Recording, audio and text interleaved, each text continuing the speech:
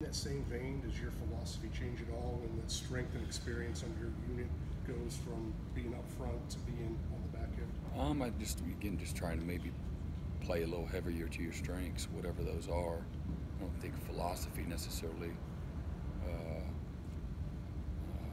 would change, but maybe structurally you might have to reposition some things to play to your strengths. Did you have an indication that Tyler was going to be a guy who could come in and just? No, we just hoped. We just hoped. I mean, there's no telling. When the guy gets to college, what kind of discipline and commitment that they have, and the toughness to fight through the bad days, and willingness to learn and work on their own. You don't ever really know. But you thought that he had maturity, and he was a little more developed in his fundamentals and technique, and he had great humility and toughness to him. So a lot of times that transitions when you have those types of intangibles, that they are able to bring those with them. But if a guy comes in with great talent and he's not a committed guy, likes to party, or he don't like school, or he don't like to get chewed out, doesn't handle, and those things travel with you as well usually, and until you kind of grow up. So he had a really good strong foundation coming in with those types of things. You mentioned Jordan and Niles being out for the spring. In hindsight, sort of looking back, how beneficial was that? Well, it was probably very beneficial for a lot of guys, but it wasn't beneficial for them. So there's give and take there. Trying to get them going and get them ready, for the season. Because again, if you look at the young guys, really, that Tyler's the only one that's playing inside, that's playing significant snaps. 8 straight opponents you've held under 300 yards. That's the longest streak here since '56. Do you ever have a streak like that at Oklahoma that you can recall? I don't know. I don't. I'll be honest. Good for our guys, playing well, but you don't ever. You can, plenty of times you've given up over 300 yards, but you feel like you played really well. So you kind of keep it in perspective, and you know it if you're playing well, and if you're not. So. What do you speak on the season that Kayvon Wallace is having, and the effect he's having as far as run support guy this year? Yeah, I mean he's doing a lot well, and go back to think about the Louisville play early in the game where he picks off that play action down the middle. And Kayvon's been a really good player since he got here, and he's instinctive and he's tough. He cares. He leads. Plays with a lot of emotion. A really smart guy.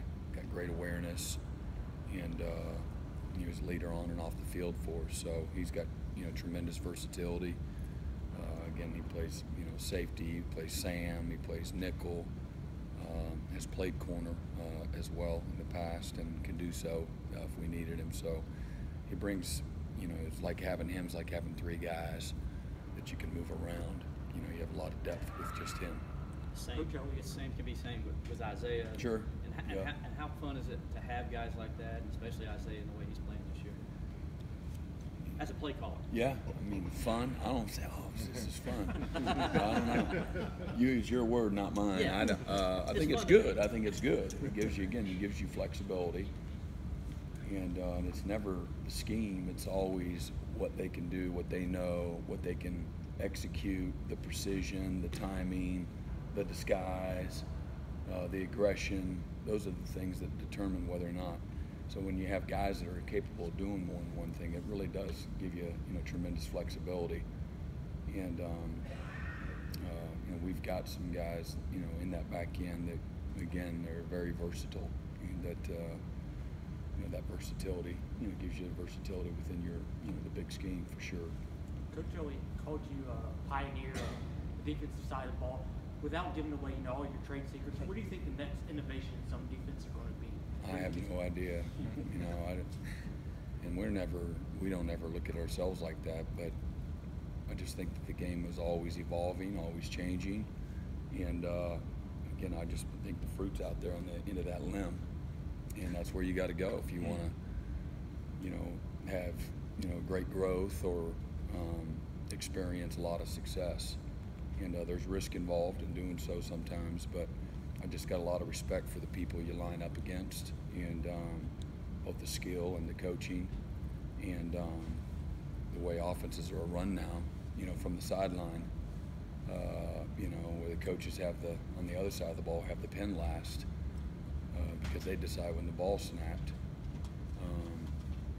You know, you better have some answers, and so that's all we're trying to do. We're really always trying to just survive, keep our head above water, and sometimes it's good, sometimes it's not, and but never have been one to think that we're so great or so smart that we can just outsmart and out-scheme everybody, or our players are just better than everybody. We don't have a monopoly on any of those things, and we've got it pretty good. We've got great continuity, and we recruit great kids that have good football IQ and also good players.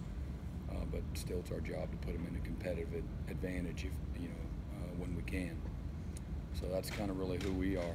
We're really trying to understand how offenses work, and how, again, what the trends are and how people are trying to attack the defenses. So, learned a long time ago, you better have an answer. And remember Bill Schneider saying, well, what happens if your nose guard gets reached? We're playing Nebraska, and when they were running the option. And he doesn't want you to tell him that we're going to get our butts kicked. You better have an answer. And so we have a lot of fun, getting ready week in and week out and trying to put together a great plan. And I think to have a certain level of surprise is a good thing, when you're talking about, football warfare,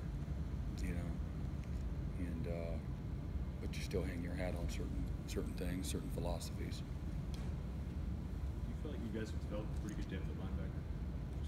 Yeah, I mean, it's, better than when we started the season, and really been pleased with the improvement, and particularly this last week I saw, Mike and Jake and Balin all get in there, Kane all got in there and played well, and can play winning football, and so I think we're certainly better, more experienced, than we were at the beginning of the year, and some questions have been answered.